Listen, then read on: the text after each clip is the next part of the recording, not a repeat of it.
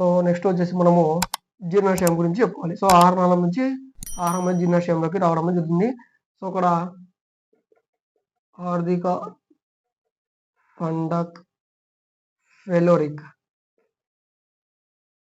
So గుర్తుపెట్టుకోండి. ఇప్పుడు మనము జీర్ణాశయం గురించి చెప్పుకోవాలి. చూడండి, నోరు నుంచి మొదలు పెట్టుకొని మనం ఎంతవరకు వచ్చాం, ఆహార నాళం వరకు రావడం అనేది జరిగింది. సో ఇప్పుడు నెక్స్ట్ వచ్చేసి మనకు జీర్ణాశయం గురించి నేర్చుకోవాల్సి ఉంటుంది. సో నెక్స్ట్ వచ్చేసి మనకు జీర్ణాశయం.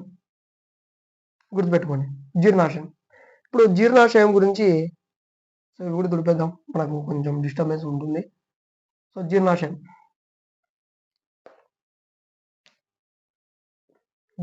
గురించి తెలుసుకోవాలి. జీర్ణాశయం మనకు జే ఆకారంలో ఉంటుంది. గుర్తుపెట్టుకొని, జీర్ణాశయం మనకు జే ఆకారంలో ఉంటుంది. జీర్ణాశయంలో మనకు మూడు గదులు ఉండడం అనేది జరుగుతుంది. సో జీర్ణాశయంలో మనకు ఎన్ని గదులు ఉంటాయి? 3 గదులు ఉంటాయి. ఒకటి వచ్చేసి మనకు హార్దిక కవట గంధులు, సెకండ్ వన్ వచ్చేసి ఫండిక్, సో కవాటాలు కలిగినటువంటి గదులు, థర్డ్ వచ్చేసి ఫెలోరిక్, కవాటాలు కలిగినటువంటి గదులు. ఈ 3 గదులు మనకు ఎక్కడ ఉంటాయి? జీర్ణాశయంలో ఉండడం అనేది జరిగింది. సో చూడండి, ఇప్పుడు ప్రతి పార్ట్ మనం ఇక్కడ గీసుకోవాలి. సో ఇది ఆహార నాళం, సో ఇక్కడ నుంచి మనకు సో జీర్ణాశయం అనేది ఈ విధంగా ఉండడం అనేది జరుగుతుంది. సో ఇది మనకు జే ఆకారం కలిగినటువంటి జీర్ణాశయం. దీంట్లో 3 కవాటాలు కలిగినటువంటి గదులు ఉంటాయి. ఫస్ట్ హార్దిక కవటం అనేది ఎక్కడ ఉంటుంది అని అంటే ఆహార నాళానికి తెరుచుకునే భాగంలో ఇక్కడ ఉండడం అనేది జరుగుతుంది. ఇదేంది? హార్దిక కవటం గది. నెక్స్ట్ ఈ ఫండిక్ అనేటువంటి ఎక్కడ ఉంటాయి గదులు అంటే ఈ జీర్ణాశయ గోడలు ఉన్నాయి చూడండి. సో ఈ గోడల భాగంలో ఫండిక్ అనేటువంటి కవాట గదులు అనేవి ఉండడం అనేది జరిగింది. So fundic.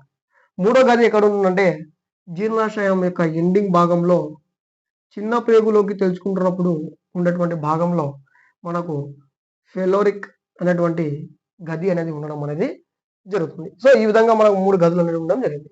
ఇప్పుడు ఆహార నాళం నుంచి ఆహారం ఏమైంది? సో జీర్ణాశయంలోకి రావాలి. ఆ విధంగా వస్తున్నప్పుడు ఈ హార్దిక గది అనేది, కవాటం కలిగిన గది అనేది తెచ్చుకునేసరికి ఆహారం అనేది జీర్ణాశయంలోకి రావడం అనేది జరిగింది.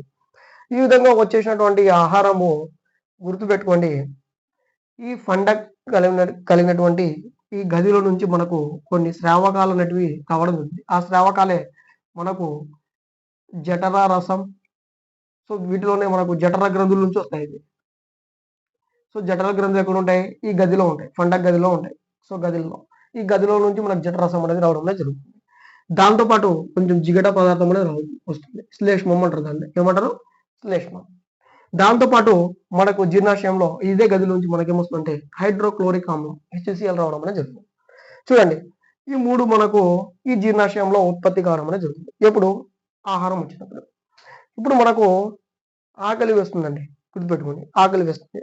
ఈ ప్రాసెస్కి వస్తే ఆకలి వేసినప్పుడు మనకు ఏం చేస్తుందంటే ఈ జీర్ణాశయము ఏం చేస్తుందంటే ఒక గ్రీలిన్ అనేటువంటి ఒక ఎంజైమ్ని విడుదల చేస్తుంది.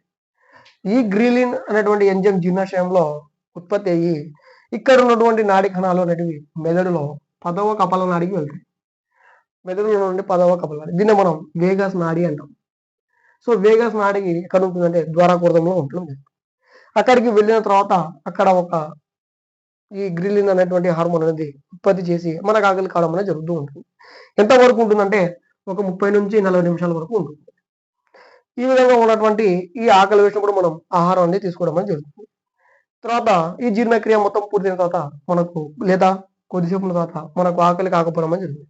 దీనికి గల కారణం, సో దీంట్లో మనకు లెప్టిన్ అనేటువంటి ఎంజైమ్ అనేది విడుదల అవుతుంది. లెప్టిన్, దీనివల్ల మనకు ఆహారం అనేది మనకు ఆకలి కాకపోవడం జరుగుతుంది. సో లెప్టిన్ అయితే ఆకలి కాకపోవడానికి గల కారణం అవుతుంది.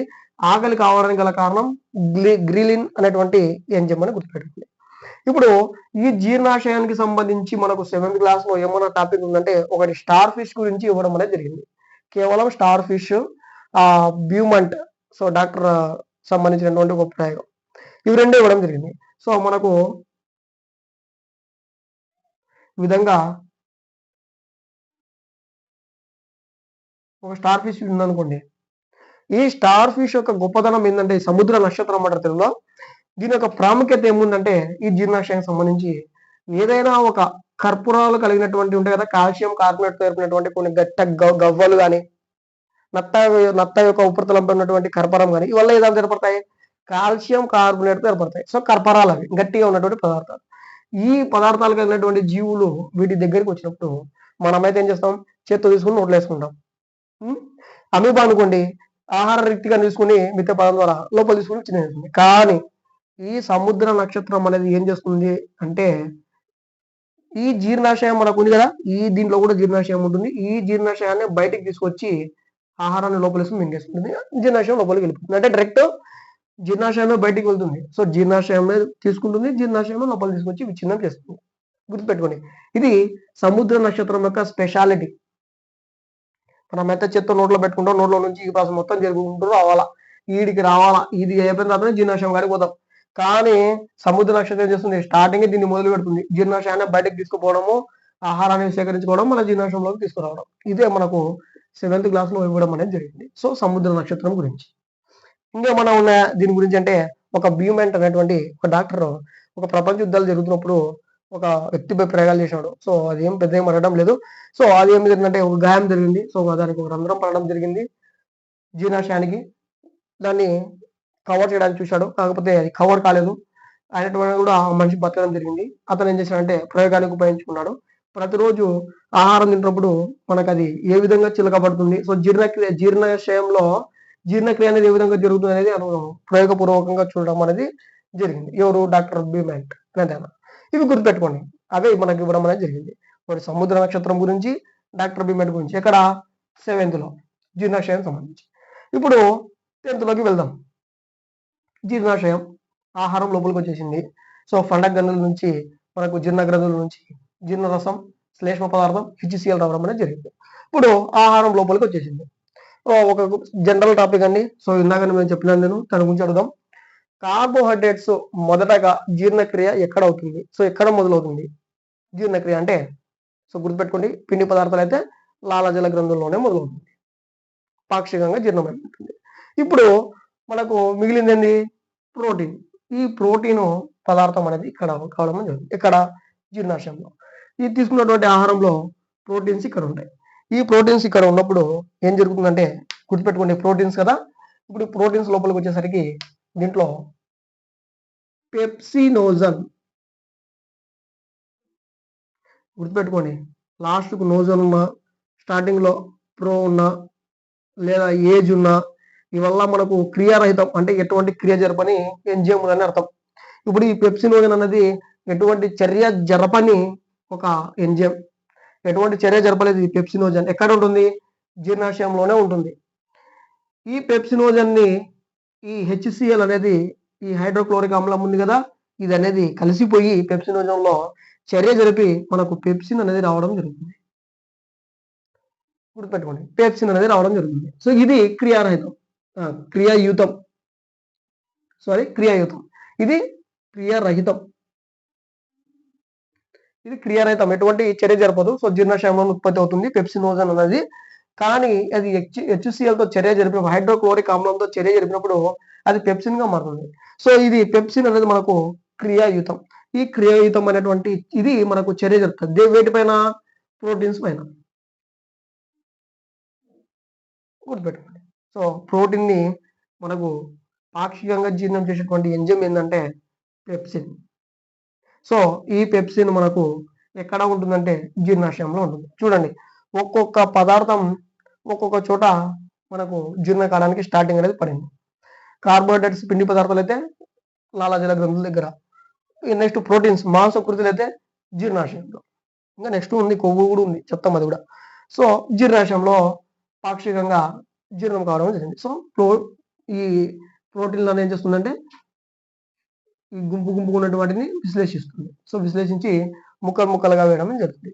సో వీటి మొత్తాన్ని మనం పాక్షికంగా జీర్ణం చేస్తుంది కదా, ఇది మొత్తాన్ని మనం ఏమంటామంటే ఖైమ్ అని చెప్పడం అనేది జరుగుతుంది. సో ఖైమ్ జీర్ణాశయంలో పాక్షికంగా జీర్ణం అనేటువంటి పదార్థాన్ని మనం ఏమంటామంటే ఖైమ్ అని చెప్పడం అనేది జరుగుతుంది. సో ఖైమ్ అంటే జీర్ణాశయంలో పాక్షికంగా జీర్ణం అనేటువంటి ఆహారం. చూడండి, ఇప్పుడు చెప్పండి మీరు, జీర్ణక్రియ ఎక్కడ జరుగుతుంది?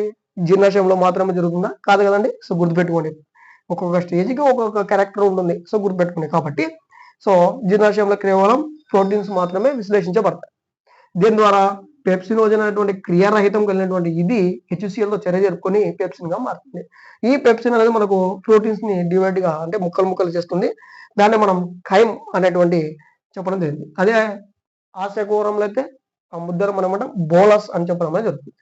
ఇప్పుడు ఇక్కడ ఏర్పడినటువంటి ఈ ఖైమ్ అనేది, సో ఇక్కడ మనకు ఖైమ్ అనేది ఏర్పడడం అనేది జరిగింది. దీంట్లో HCl ఉంది కదా, మనం ఏదన్నా చేతులు శుభ్రం చేయకుండా కాకుండా తిన్నప్పుడు కానీ, లేదా ఆహార పదార్థాల విషతుల్యం ఏమన్నా చిన్న చిన్న బ్యాక్టీరియా సూక్ష్మజీవుల దానిలో ఉంటే ఈ HCl ఏం చేస్తుందంటే వాటిని నాశనం చేయడానికి ఉపయోగపడుతుంది. మనం ఆహారం కానీ ఎక్కువగా కానీ తీసుకోకపోయినా, సమయానికి తీసుకోకపోయినా జీర్ణాశయంలో HCl అనేది అధికంగా ఉత్పత్తి అయితే మనకు ఎసిడిటీ అనేది రావడం అనేది జరుగుతూ ఉంటుంది. సో గ్యాస్ ట్రబుల్ ఎసిడిటీ అంటాం కదా, దానికి గల కారణం ఈ HCl అనమాట. సో ఇది అధికంగా ఉత్పత్తి కావడం వల్ల మనకు ఆ విధంగా ఉంటుంది. సో ఏమంటారు మిల్క్ ఆఫ్ మెగ్నీషియాకి సంబంధించినటువంటి పదార్థాలు మనము తీసుకోవడం ద్వారా దీన్ని కంట్రోల్ చేయొచ్చు. సో దాన్ని మనం ఈనో సో ఇవన్నీ మనం తీసుకుంటూ ఉంటాం. సో కాబట్టి చూడండి, ఇది మనకు జీర్ణాశయం సంబంధించి ఈ విధంగా ఉన్నటువంటి ఈ జీర్ణాశయము చూడండి. సో జీర్ణాశయం ఉంది కదా, ఇక్కడ ఇది ఫెలోరిక్ కవటం కదా. సో ఈ జీర్ణాశయము గుర్తుపెట్టుకోండి, చిన్న ప్రేగు భాగమైనటువంటి ఆంత్రమూలంలోకి తెరుచుకుంటుంది. ఆంత్రమూలంలోకి చేర్చుకోవడం అనేది జరుగుతుంది. గుర్తుపెట్టుకోండి, ఖైమ్ ఏర్పడిన తర్వాత అక్కడ ఫెలోరిక్ కవటాలు ఉన్నాయి. సో అదొక గది, ఆ కవటాలు కలిగినటువంటి గది తెరుచుకోవాలి. సో తెరుచుకున్న తర్వాత ఎక్కడ తెరుచుకుంటుందంటే చిన్న ప్రేగు యొక్క స్టార్టింగ్ పాయింట్ అయినటువంటి ఆంత్రమూలంలోకి తెరుచుకోవడం అనేది జరుగుతుంది. ఇప్పుడు మన నెక్స్ట్ టాపిక్ మీకు ఆర్డర్ ప్రకారం పోతే చిన్న ప్రేగు గురించి ఇప్పుడు చెప్పుకోవాల్సి ఉంటుంది. సో ఇప్పటి వరకు మనము జీర్ణాశయం గురించి చెప్పుకోవడం అనేది జరిగింది. ఇప్పుడు జీర్ణాశయం టాపిక్ పక్క తీసేద్దాం. వీడికి జీర్ణాశయం గురించి చెప్పుకోవడం జరిగింది. సో జీర్ణాశయం అనేది మనము తీసేస్తున్నాం, ఇంకా జీర్ణాశయం గురించి అవసరం లేదు చెప్పేసుకున్నాం. ఇప్పుడు మనకు కావాల్సింది ఏంది? చిన్న ప్రేగు. చూడండి, చిన్న ప్రేగు. సో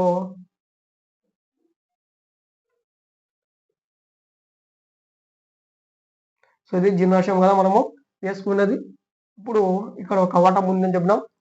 ఈ కవాటాన్ని ఫెలోరిక్ కవాటం అంటాం, లేదా ఫెలోరిక్ గది అని చెప్పడం జరుగుతుంది. ఇది చిన్న ప్రేగు యొక్క, సో చూడండి,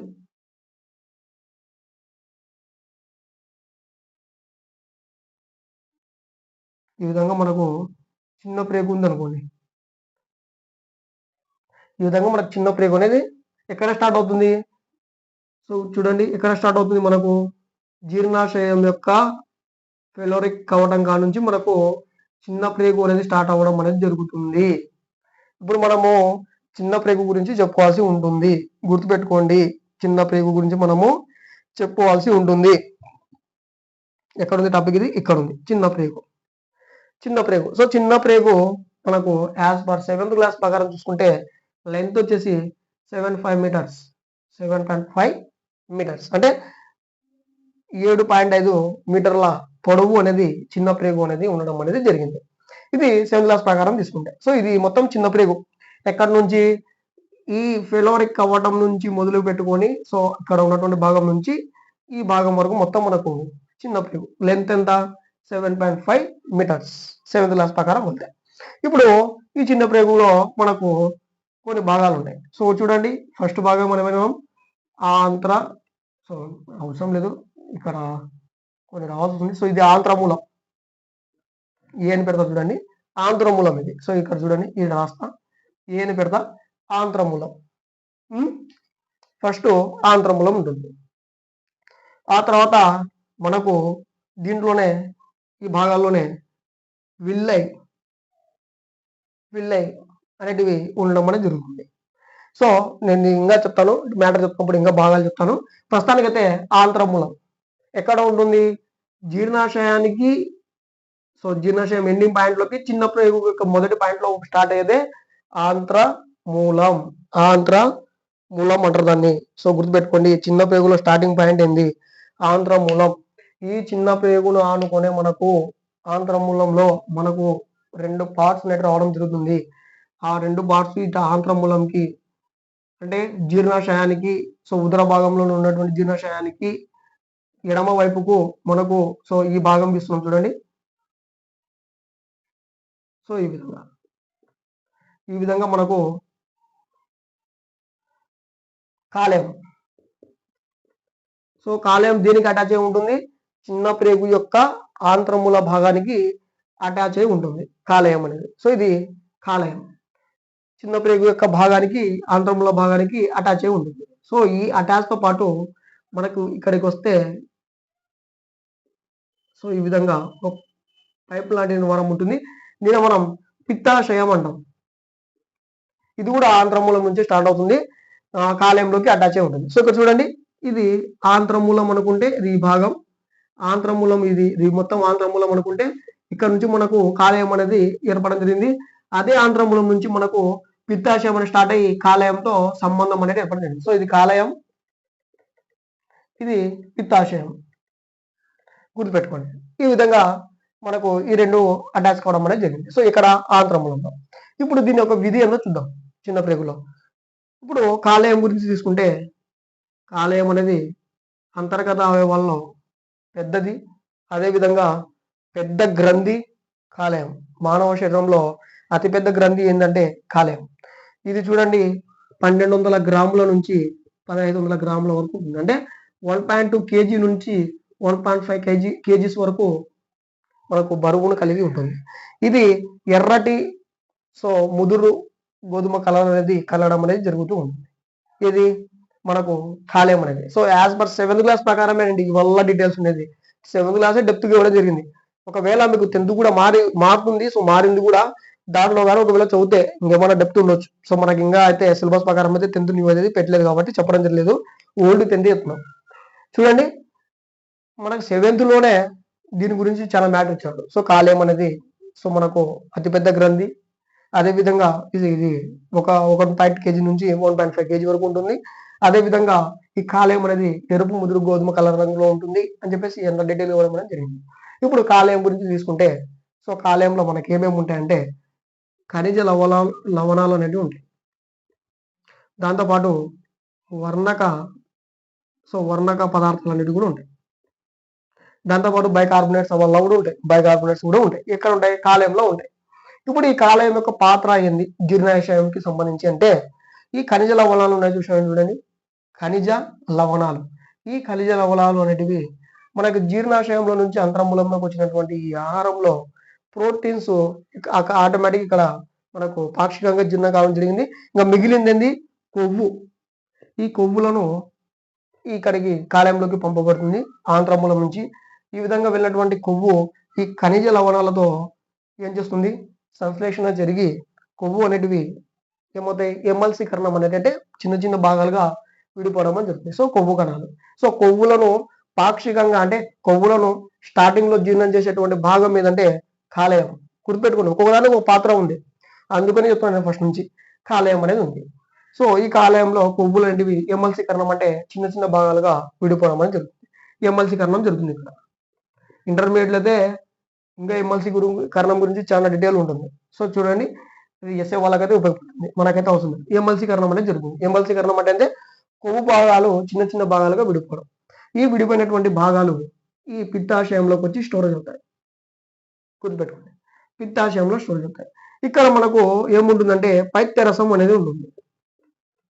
పైత్యరసం, ఈ పైత్యరసము ఏం చేస్తుందంటే ఈ ఖనిజ లవణాలు, ఈ కొవ్వు ఆమ్లాలు మొత్తం దీని వచ్చి స్టోరేజ్ అవుతాయి కదా, వాటి యొక్క ఆమ్లం కానీ, సో ఆమ్ల స్థాయి కానీ లేకపోతే క్షార స్థాయి కానీ అధికంగా ఉన్నాయనుకోండి, ఏం చేస్తుందంటే అది తటస్థం చేసేస్తుంది. అంటే తటస్థ స్థితికి తీసుకొస్తుంది. తీసుకొచ్చిన తర్వాత ఈ పైత్యరసంలో మనకు ఎటువంటి ఎంజైమ్స్ అనేటివి ఉండవు. గుర్తుపెట్టుకోండి, ఎంజైమ్స్ లేనటువంటి ఏదైనా గ్రంథి ఉందంటే అది పైత్యరసం.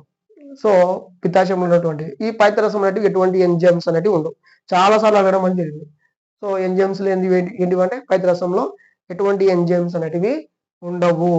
ఈ ఎంజైమ్స్ లేనటువంటి ఈ పైత్యరసం ఏం చేస్తుందంటే తీసుకొచ్చి ఆంత్రమూలంలోకి ఏం చేస్తుంది, ఖనిజ లవణాల సాయంతో ఏం చేస్తుంది, బైకార్బోనేట్స్ తో చర్య జరిపించి మనకు ఆంత్రమూలంలోకి తిరిగి మళ్ళా పిత్తాశయం ద్వారా రావడం అనేది జరుగుతుంది. సో ఈ విధంగా ఉన్నటువంటి ఆంత్రమూలం ఇది మనకు కాలేయాన్ని ఈ విధంగా తీసుకుంటే, సో కాలేయాన్ని ఈ విధంగా తీసుకుంటే ఇదే ఆంత్రమూలం నుంచి ఏర్పడినటువంటి పిత్తాశయం కాలేయంతో అటాచ్ అయ్యి తిరిగి ఇక్కడ జీర్ణమైనటువంటి కొవ్వులను ఎమల్సీకరణ చేసిన కొవ్వులను మనకు ఆంత్రమూలంలోకి తీసుకొస్తుంది. ఈ ఆంత్రమూలంలోకి తీసుకొస్తుంది. ఇప్పుడు చూడండి ఇక్కడ ఒక ప్రాసెస్ ఉంది. వర్ణక నెక్స్ట్ వచ్చేసి ఏముంది, వర్ణక పదార్థాలు. వర్ణకం అంటే రంగు.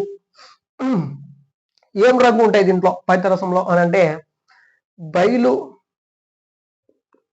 వర్దిన్, బైలు రూబిన్ అనేటువంటి వర్ణకాలు అనేటివి మనకు ఉండడం అని జరిగింది.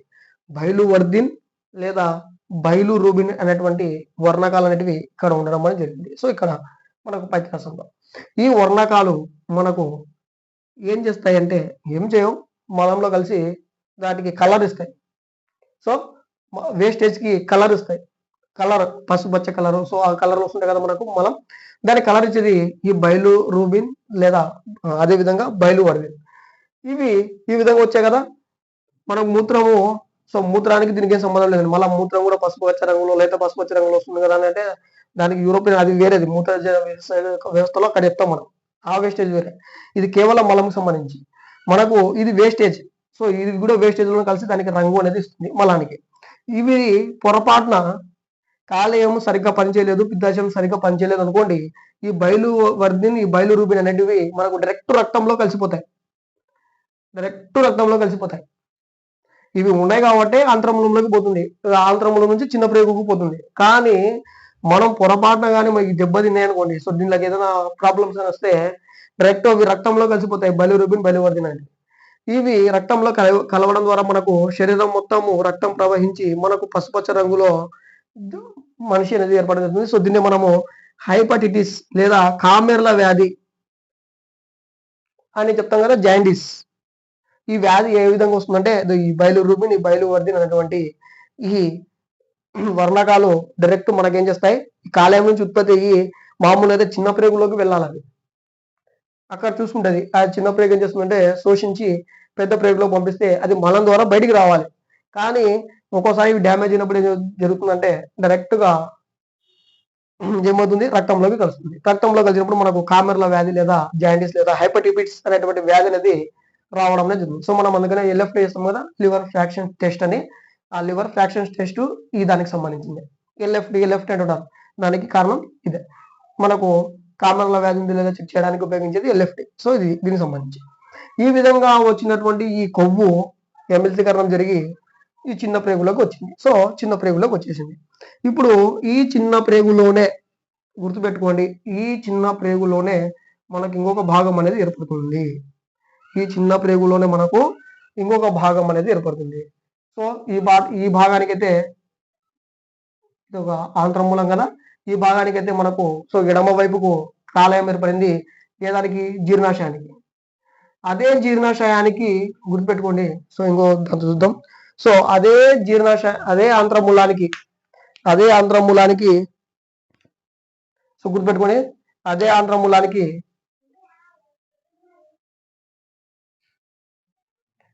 సో జీర్ణాశయానికి కుడివైపున జీర్ణాశయానికి కింది భాగంలో ఏముంటుందంటే క్లోమం. సో క్లోమా గ్రంథి. సో చూడండి చిన్న ప్రేగుకు అటాచ్ చేసుకుని మనకు ఏమున్నాయి, కాలేయం ఉంది, క్లోమ గ్రంథి కూడా ఉండడం జరిగింది. సో క్లోమ గ్రంథి. సో ఇక్కడ వేసాం కదా, ఇది క్లోమ గ్రంథి ఆంత్రమూలంతో అటాచ్ అయి ఉంది. సో ఆంత్రమూలం అనేది చిన్న ప్రేగులో భాగం. ఈ విధంగా క్లోమం దగ్గరికి ఏమొస్తాయి, ఇక్కడ ఉన్నటువంటి కొవ్వు ఆమ్లాలు, అదేవిధంగా జీర్ణాశయంలో ఉన్నటువంటి ప్రోటీన్స్, లాలాజలంలో పాక్షికంగా చేసినటువంటి పిండి పదార్థాలు 3 ఆంత్రమూలం ద్వారా వేటిలోకి తెచ్చుకోబడతాయంటే క్లోమంలోకి తెరవబడతాయి. ఇప్పుడు క్లోమం యొక్క పాత్ర చూసుకుందాం. సో క్లోమం కూడా చిన్న ప్రేగులోనే అటాచ్ అయి ఉంటుంది. ఇప్పుడు క్లోమం యొక్క క్లోమ గ్రంథి యొక్క పాత్ర చూద్దాం. ఈ క్లోమ గ్రంథి మనకు సపరేట్ గా ఎంటిరోకైనేజ్ అనేటువంటి ఒక ఎంజైమ్ ని విడుదల చేయడం అనేది జరుగుతుంది. వీటి ద్వారా సో ఇవి మనకు ఎంజైమ్స్ అనేటివి ఉత్పత్తి కావడం అనేది జరుగుతుంది. ఇప్పుడు పాక్షికంగా జీర్ణమైనటువంటి పిండి పదార్థం దగ్గరికి వస్తే ఇప్పుడు చూడండి ఈ మూడు కూడా పాక్షికంగా జీర్ణం అయిపోయినాయి ఒక్కొక్క స్టేజ్లో. ఇప్పుడు క్లోమం దగ్గరికి వచ్చేసినాయి. ఈ క్లోమం దగ్గరికి వచ్చేసినప్పుడు పిండి పదార్థం మనకు మాల్టోజ్ గా ఏర్పడడం జరిగింది. ఆ మాల్టోజ్ ను ఇది ఏం చేస్తుందంటే ఎంటరోకైనేజ్ అనేది కైటరోకైనేజ్ అనేటువంటి ఈ విధంగా మనకు చర్య జరిపి దాన్ని జీర్ణం చేయడం అనేది జరుగుతుంది. సో జీర్ణం ఎక్కడ జరుగుతుంది? పూర్తిగా కార్బోహైడ్రేట్స్ అంటే క్లోమంలో జరగడం జరుగుతుంది. సో జీర్ణం పూర్తిగా ఎక్కడ జరుగుతుంది? మామూలుగా దాదాపు 90% అంటే క్లోమంలో జరుగుతుంది. సో జరిగిన తర్వాత నెక్స్ట్ ప్రోటీన్స్ దగ్గరికి వస్తాయి. ఈ ప్రోటీన్స్ దగ్గరికి వస్తే ఈ ప్రోటీన్స్ ఎక్కడ జీర్ణమైన మనకు పాక్షికంగా అంటే జీర్ణాశయంలో, ఎక్కడ పెప్సిన్ ఉపయోగించుకొని. ఈ విధంగానే ఇక్కడికి వస్తే మనకు కూడా ఇక్కడ ఎంటిరోపెప్సిన్ లేదా కైయట్రోపెప్సిన్ అనేటువంటి కొన్ని ఎంజైమ్స్ అనేవి ఉంటాయి. అవి వీటిపైన చర్య జరిపి సో అవి కూడా క్రియారహితం ఉంటే ఎంటరోకైనేజ్ అని చెప్పే కదా అని దాంతో క్రియాయుతం అయ్యి అవి ఏం చేస్తాయి? ఈ ప్రోటీన్స్ ని విచ్ఛిన్నం చేస్తాయి. సో అంటే ఇక్కడ కూడా 90% ప్రోటీన్స్ అనేటివి ఏమైనాయి? జీర్ణం కావడం జరిగింది. సో పిండి పదార్థాలు అంటే కార్బోహైడ్రేట్స్, నెక్స్ట్ ప్రోటీన్స్ అంటే మాంసకృతులు, నెక్స్ట్ కొవ్వులు 90% వరకు జీర్ణక్రియ ఎక్కడ జరిగింది? క్లోమంలో జరగడం జరిగింది. ఇప్పుడు కొవ్వు కణాలు వచ్చేసినాయి. క్లోమం ఇక్కడ నుంచి కాలేయం నుంచి క్లోమంలోకి వచ్చేసినాయి. ఈ క్లోమంలోకి వచ్చేసిన తర్వాత ఇక్కడ క్లోమమ్స్ ఇది కొవ్వు కణాలకు ఇవేం చేస్తాయంటే ఎంజైమ్స్ ఇచ్చేసి గ్లిజరాల్ అమైనో ఆమ్లాలుగా మారుస్తాయి. గ్లిజరాల్ లేదా ఇంకొకటి అమైనో ఆమ్లాలుగా మారుస్తాయి. ఈ విధంగా ఇది కూడా 90% అనేది ఇక్కడ జీర్ణం కావడం అనేది జరుగుతుంది. సో ఇక్కడ మొత్తం ఇవి క్లోమంలో. సో క్లోమం అనేది మనకు మిశ్రమ గ్రంథి. మిశ్రమ గ్రంథి అనేది ఎందుకంటామంటే గుర్తుపెట్టుకోండి, క్లోమం అనేది ఎంజైమ్స్ ను విడుదల చేస్తుంది, అదేవిధంగా హార్మోన్స్ కూడా విడుదల చేస్తుంది. మనకు బీపీ పెరుగుతుంది లేదా షుగర్ వ్యాధి ఉంది అని చెప్పడానికి గల కారణం అది ఆ క్లోమం విడుదల చేసేటువంటి హార్మోన్స్. అవి ఏం చేస్తుందంటే ఇన్సులిన్, గ్లైకోఖాన్ లేదా గ్లూకోజ్ కి సంబంధించినటువంటి గ్లైకోఖాన్ ను విడుదల చేస్తుంది. ఒకవేళ మనకు ఓల్డ్ లో సో ఇంటర్మీడియట్ లో చూసుకుంటే డీటెయిల్ గా ఇవ్వడం అనేది జరిగింది. సో క్లోమంలో ఇన్సులిన్ షాక్ అనేది మనకు అక్కడ ఉంటుంది ఇంటర్మీడియట్ లో, అది వేసే వాళ్ళు చూసుకుంటారు. మనకు ఎంజైమ్స్ విడుదల చేస్తుంది, హార్మోన్స్ విడుదల చేస్తుంది. కాబట్టి ఇది మిశ్రమ గ్రంథి అనేది. శరీరంలో అంతర్గతంగా ఏదైనా పెద్ద గ్రంథి ఏమైనా ఉందా అంటే కాలేయం ఉంది, దాని తర్వాత ప్లేస్ తీసుకునేది క్లోమ గ్రంథి. సో సెకండ్ పెద్దది క్లోమ గ్రంథి అని చెప్పడం జరిగింది. సో ఇది 7th క్లాస్ ప్రకారం తీసుకుంటే మిగడ వర్ణం కలిగినటువంటి గ్రంథి క్లోమ గ్రంథి. ఇవి లాంగర్ హన్స్ పుటికలు. సో ఇప్పుడు నేను శాఖయుతంగా గీసిన కదా లోపల ఈ లాంగర్ హన్స్ పుటికల ద్వారా ఏర్పడడం అనేది జరుగుతుంది. ఇది క్లోమం సంబంధించి. సో చూడండి పాక్షికంగా ఎక్కడెక్కడ జీర్ణం అవుతున్నాయి ఒక్కొక్కటి పూర్తిగా అంటే 90% ఎక్కడ జీర్ణం అవుతున్నాయి. సో చూడండి ఏ దాని పాత్ర దాని ఉంది. ఈ విధంగా ఏర్పడినటువంటి 90% జీర్ణమైనటువంటి ఈ పిండి పదార్థాలు, ప్రోటీన్స్, సో కొవ్వు పదార్థాలు అనేటివి చివరకు అదే ఆంత్రమూలం ద్వారా చిన్న ప్రేగులోకి రావడం అనేది జరుగుతుంది. చూడండి చిన్న ప్రేగు. సో ఆంత్రమూలం కూడా చిన్న ప్రేగులోనే భాగం. ఈ చిన్న ప్రేగులోకి రావడం జరుగుతుంది. సో ఎక్కడి నుంచి? ఈ ఆంత్రమూలం నుంచి చిన్న ప్రేగుల్లోకి రావడం అనేది జరుగుతుంది. ఈ చిన్న ప్రేగు అనేది చాలా సాగే గుణం కలిగి ఉంటుంది. గలక కారణం ప్లాస్మా త్వచం. గుర్తుపెట్టుకోండి, ప్లాస్మా త్వచం, పారగమ్య త్వచం. అర్థమైందా? సాగే గుణం ఉంటుంది. సో సరళంగా సాగుతూ ఉంటుంది. ఈ చిన్న ప్రేగు యొక్క విధి ఏంది? ఇది 7.5 మీటర్స్ ఉందని చెప్పినా కదా. చిన్న ప్రేగు యొక్క విధి ఏంటంటే గుర్తుపెట్టుకోండి, ఈ చిన్న ప్రేగు సో సరళమైనటువంటి ప్లాస్మా త్వచాన్ని కలిగి ఉంటుంది కదా. సో మీ కణం చెప్పేటప్పుడు చెప్పిన సో కణంలో ప్లాస్మా త్వచం ఒక ప్రత్యేక అంశం అని చెప్పినప్పుడు అక్కడ మీకు విల్లయ ఆకారాలని చెప్పిన ఆంత్ర చూషకాలని అవే ఇక్కడికి వస్తాయి. చూడండి ఈ విల్లయ్ అనేటువంటి విల్లె అంటే ఈ విధంగా ఇది చిన్న ప్రేగు అనుకుంటే ఈ చిన్న ప్రేగు నుంచి ఈ విధంగా బయటకు పొచ్చుకుంటూ అంటే మనకు మిథ్య పదాలు ఏర్పడుతుంది చూడండి అమీబాలో, ఆ విధంగా సాగే గుణాలు కలిగినటువంటి కొన్ని మనకు విల్లే వంటి నిర్మాణాలు అనేటివి ఏర్పడడం అనేది జరుగుతుంది. సో దీనిలో మనం ఒక పార్ట్ ఈ విధంగా తీసుకుంటే చూడండి. సో చూడండి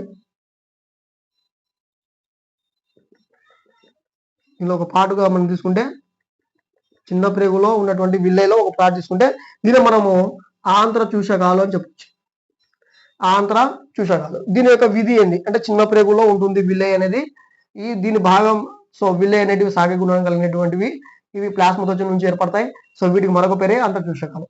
ఇప్పుడు మనం చూసుకుంటే ఈ చిన్న ప్రేగులోకి ఈ విధంగా ఆహారం ఇక్కడ 90% జీర్ణమైనటువంటి ఈ 3 పదార్థాలు ఇక్కడికి వస్తాయి. వచ్చినప్పుడు వీటిలో మనకు రక్త కేశనాళికలు అంటే రక్తానికి సంబంధించినటువంటి కేశనాళికలు దీనిలో ఉండమని జరుగుతుంది. ఇవి ఏం చేస్తాయి అంటే ఇందులో వస్తున్నటువంటి ఆహార పదార్థాలను శోషించుకోవడం అనేది జరుగుతుంది. శోషించుకుంటాయి.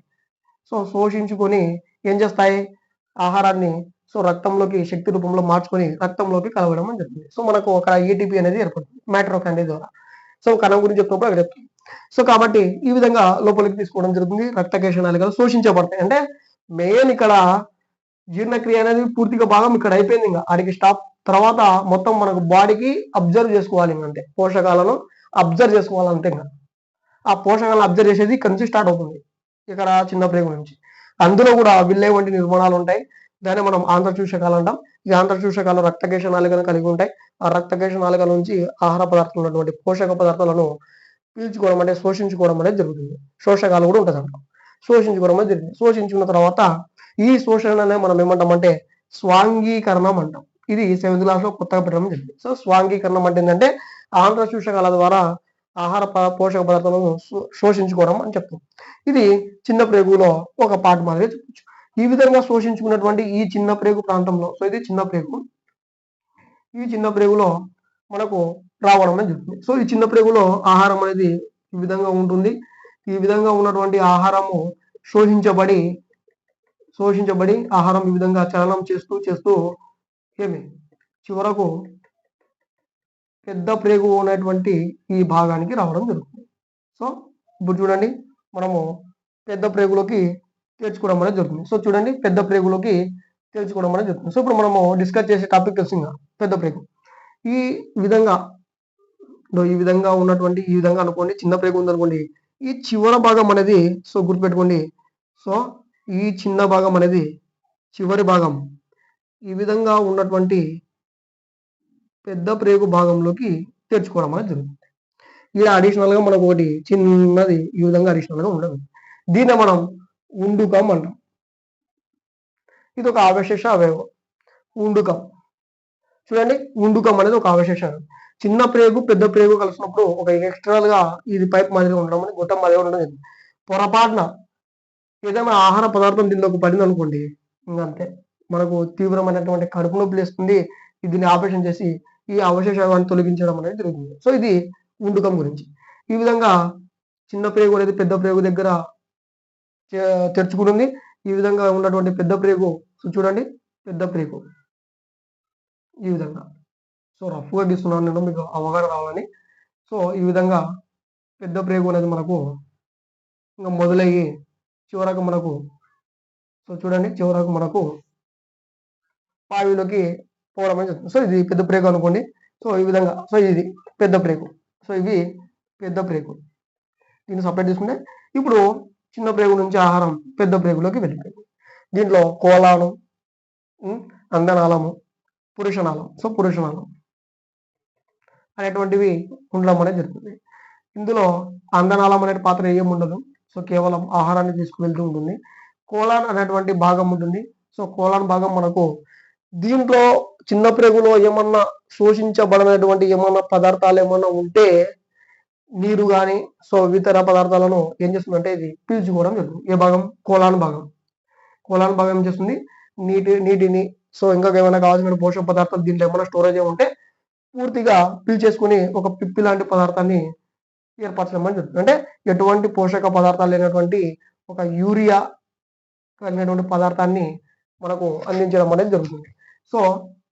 మనకు ఈ పిప్పి లాంటి పదార్థం పెద్ద ప్రేగులోకి వస్తుంది. పెద్ద ప్రేగులోకి వచ్చిన తర్వాత ఈ పెద్ద ప్రేగు మనకు యాజ్ బార్ 7th క్లాస్ ప్రకారం చూసుకుంటే 1.5 మీటర్స్ అనేది ఇవ్వడం అని జరిగింది. 1.5 మీటర్స్ అనేది ఇవ్వడం జరిగింది. చూడండి ఈ పెద్ద ప్రేగు స్టోరేజ్ చేసుకుంది. స్టోరేజ్ చేసుకున్న తర్వాత ఎక్కడ స్టోరేజ్ చేసుకుంటుందంటే పురుషనాళంలోకి స్టోరేజ్ చేయడం అని జరుగుతుంది. ఈ పురుషనాళంలో మనకు ఇక్కడ ఏముంటాయి అంటే 2 రకాల కవాటాలు అనేవి ఉంటాయి. పాయువుకి ఆనుకొని పురుషనాళానికి దగ్గర. సో ఇది ఒక పాయువు అనుకుంటే, ఇక్కడ మనకు ఒక పురుషనాళం ఉందనుకుంటే, వీటికి మధ్యలో మనకు కవాటాలు అనేవి ఉంటాయి. ఇవి పైన ఉన్నటువంటి కవాటాలు మనకు అనియంత్రణలో ఉంటాయి, అంటే మన ఆధీనంలో ఉండవు. సో పాయువు దగ్గర ఉన్నటువంటి కవాటాలు నియంత్రణలో ఉంటాయి, అంటే మన ఆధీనంలో ఉంటాయి. సో మనము ఈ నియంత్రణ పెట్టుకుంటే చూడండి, మనకు మల విసర్జన వచ్చేటప్పుడు మనం కొద్దిసేపు వరకు ఆపుకుంటాం అంటే దానికి కారణం ఈ నియంత్రణ కవాటాలు. సో ఈ నియంత్రణ కవాటాలు మనకు ఎక్కడ ఉంటాయి? పాయువుకు దగ్గర ఉంటాయి. ఆ నియంత్రణ కవాటాలు ఎక్కడ ఉంటాయి? సో పురుషనాళంకి ఆనుకొని ఉంటాయి. మనకు కొంచెం నీళ్ళు స్టోర్ చేసుకుంటాం, సో కావాలన్నప్పుడు వెళ్తాం. దీనికి గల కారణం నియంత్రణ కవాటాలు. ఆ విధంగా కాకుండా కొంతమందిలో విరేచనాలు అనేది రావడం అనేది జరుగుతుంది. సో కలుషిత ఆహారం కానీ, కలుషిత నీరు తాగడం, సో వీటి ద్వారా మనకు విరేచనాలు, నీళ్ళ విరేచనాలు, రక్త విరేచనాలు అంటాం కదా. సో విరేచనాలు వచ్చినప్పుడు ఏం చేస్తామంటే రెక్టు తినడం, పాయ ద్వారా వెళ్ళిపోవడం. రెక్టు తినడం అంటే దీని ద్వారా డిహైడ్రేషన్ అయిపోయి ఆ పిల్లవాడు చనిపోవడం లేదా ఆ మనిషి అనేది చనిపోవడం జరుగుతుంది. కాబట్టి ఈ డిహైడ్రేషన్ జరగకుండా మనం ఓఆర్ఎస్ ని తాపాల్సి ఉంటుంది. ఇది పెద్ద ప్రేగుకు సంబంధించి. సో ఇక్కడ పాయువుతో ఎండ్ అవుతుంది. సో దీంతో పాటు మనం చెప్పుకునేది ఏంటంటే, గుర్తుపెట్టుకోండి, ఎక్కడో నోరు నుంచి మొదలైనటువంటి ఈ జీర్ణ ప్రక్రియ పాయువు ద్వారా అంతమవడం అనేది జరిగింది. సో చూడండి, జీర్ణక్రియ అంటే కేవలం మనకు జీర్ణాశయంలోనే జరుగుతుందా? ఇప్పుడైనా గుర్తుపెట్టుకోండి, జీర్ణాశయంలోనే కాదు, మిగిలిన భాగాల్లో దానికి పాత్ర అనేది ఉంది. జీర్ణాశయం కేవలం ఏం చేస్తుందండి? ప్రోటీన్లను మాత్రమే పాక్షికంగా సంశ్లేషిస్తుంది. కాబట్టి చూడండి, ఇంత మ్యాటర్ ఉంది. సో దీంట్లో ఎక్కడ వరకు? పాయు వరకు మనకు రావడం అనేది జరిగింది. ఇప్పుడు చూడండి, కొంతమంది ఏదైనా తింటున్నప్పుడు ఎక్కువగా తినడం ద్వారా కానీ, లేకపోతే ఏదో దుర్వాసన ప్రాంతంలో తినడం ద్వారా కానీ మనకు నచ్చినప్పుడు ఏం చేస్తుందంటే, ఈ జీర్ణాశయంలో ఉన్నటువంటి ఆహారం బయటికి నెట్టబడుతుంది. సో రివర్స్ గా, మామూలుగా అయితే ఆహార నాళం ద్వారా లోపలికి రావాలి, అదే ఆహార నాళం ద్వారా మనకు ఆహారం అనేది బయటికి వెళ్తుంది. సో దీన్ని మనం ఏమంటామంటే వాంతి లేదా వాంతులు అని చెప్పడం జరుగుతుంది. సో వాంతులు అనేది రావడం అనేది జరుగుతుంది. సో చూడండి, శాస్త్రవేత్తలకు, చాలా మంది శాస్త్రవేత్తలకు ఇది ఒక విచిత్రం అనిపించింది. మెదడు ఎక్కడో, మెదడు ఇక్కడ ఉంటుంది, ఈ జీర్ణాశయం ఇక్కడ ఉంటుంది. దీని నుంచి ఇక్కడికి కనెక్షన్ పోవాలంటే చాలా సమయం పడుతుంది.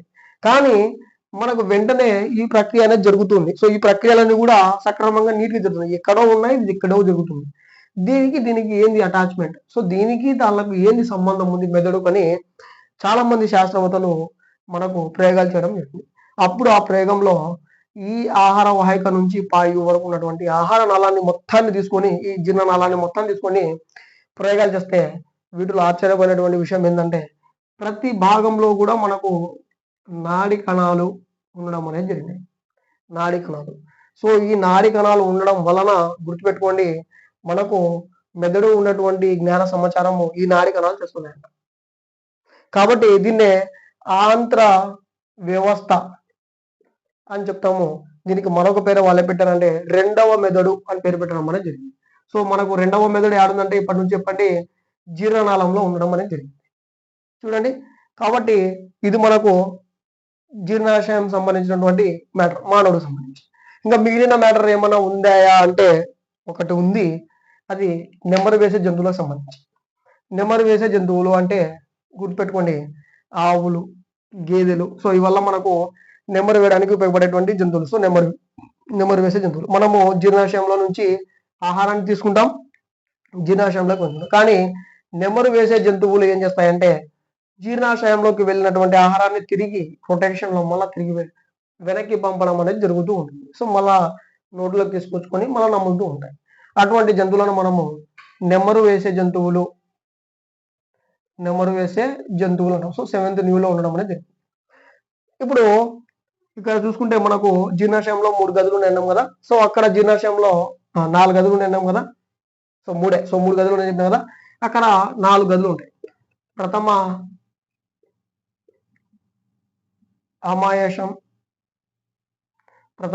ఆమాశయం, ద్వితీయ ఆమాశయం, తృతీయ ఆమాశయం, చతుర్థి ఆమాశయం అనేటువంటివి ఉండమని చెప్తుంది. సో ఈ విధంగా ఉన్నప్పుడు మనకు 4వ భాగమే అసలైనటువంటి జీర్ణక్రియ అని జరిగేది. సో అసలైనటువంటి జీర్ణాశయం ఏంటంటే 4వ జీర్ణాశయం. సో 4వ ప్రథమ అంశం. సో 4వ ఆమాశయం అనేది మనకు జీర్ణక్రియకి ఉపయోగపడుతుంది. ఈ జీర్ణక్రియలో ఉన్నటువంటి ఈ ఆమాశయంలో నుంచి మనకు ఒక ఆహారనాళం ఉంటే దీనికి అడిషనల్ గా ఇంకొక ఆహారనాళం రివర్స్ గా రావడానికి జంతువులలో ఉపయోగపడుతుంది. ఈ విధంగా ఉన్నటువంటి ఈ జీర్ణాశయంలో ఉన్నటువంటి ఆహారము పాక్షికంగా, అంటే దీనికి గల కారణం ఏంటంటే వీటిలో గడ్డిలో చూడండి. సో మనం గడ్డి తింటే ఎందుకు జీర్ణం ఎందుకు చేయలేకుంటాం అంటే గడ్డిలో మనకు సెల్యులోజ్ అనేటువంటి పదార్థం అనేది చాలా ఎక్కువగా ఉంటుంది. సెల్యులోజ్ కి మనకు ఇక్కడ జీర్ణం చేసేటువంటి ఎంజైమ్స్ అనేటివి లేవు. సో కాబట్టి అవి మనం జీర్ణం చేసుకోలేము. కానీ జంతువులలో మనకు బ్యాక్టీరియా లాంటివి ఉండడం జరుగుతుంది జీర్ణాశయంలో సెల్యులోజ్ కి చేసేటివి. పాక్షికంగా చేస్తాయి అవి కూడా, పూర్తిగా అయితే చేయలేవు. కాబట్టి అవి ఏం చేస్తాయంటే ఈ సెల్యులోజ్ ను ఏం చేస్తాయి, తిరిగి రెండవ ఆహారనాళం ద్వారా నోట్లోకి తెచ్చుకొని మళ్ళా నెమ్మర వేస్తూ ఉంటాయి.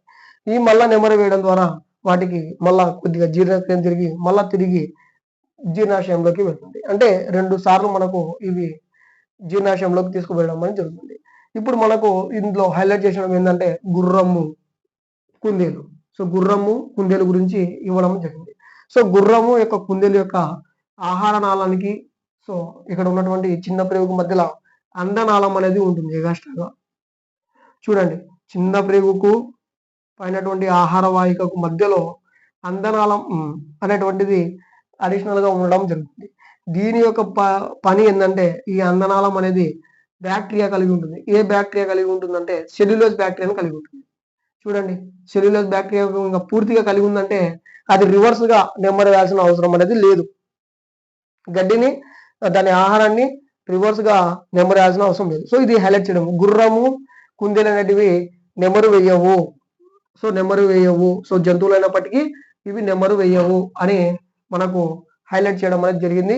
ఇది మనకు టాపిక్ 7th 10th కు సంబంధించినటువంటి జంతువుల పోషణకు సంబంధించి. నెక్స్ట్ మనము మొక్కల పోషణ గురించి మరొక దానిలో తెలుసుకుందాం. సో మా ఇన్ఫర్మేషన్ అనేది మీకు వర్తి అనిపించింది అనుకోండి, సో లైక్ చేయండి, కామెంట్ చేయండి అండ్ షేర్ చేయండి. సో మీ ఫ్రెండ్స్ తో కూడా సబ్స్క్రైబ్ చేపియండి.